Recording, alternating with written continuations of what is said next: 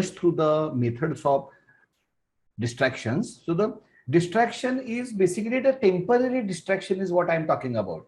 It is not to say run away from the problems and challenges. It is just a temporary distraction. In emotional intelligence, this distraction means a temporary distraction so that your emotions will subside, right? So there are variety of the ways. The number one is counting backwards from 90, not 100, but 90. Why? Because of the rule of this 90 seconds. If you count backward from the 90 till that particular time, you can definitely respond and never react. If you only follow this simple method, forget about all other methods. Just use this particular method whenever you feel reacting to the something, right? Just do count backwards from the 90.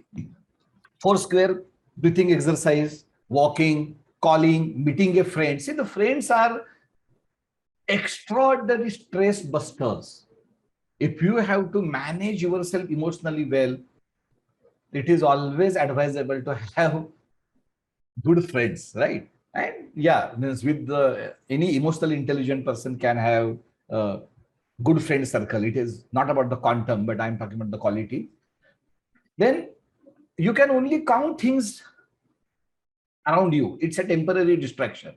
There is a vision board, which we will talk later. If you have a vision board where you are working, whether it is in office or at your home, and if that vision board has your life purpose and the long-term goals and all that, it will immediately distract your mind that this is my longer purpose, right? So why I have to get bogged down by this particular temporary phase? Doodling, right? So just drawing something, coloring, solving puzzle. Why? Because again, because from the emotional brain, you have to go to the prefrontal cortex, right? So this is how the emotions get subside.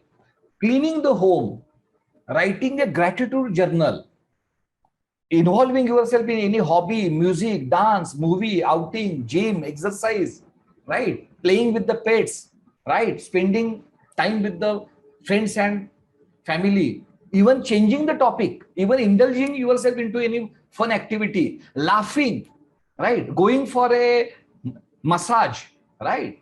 Especially hand and foot. Why? Because of the our hands as well as the foot has that particular acupressure points, which will basically soothe you, soothe your body as well as mind.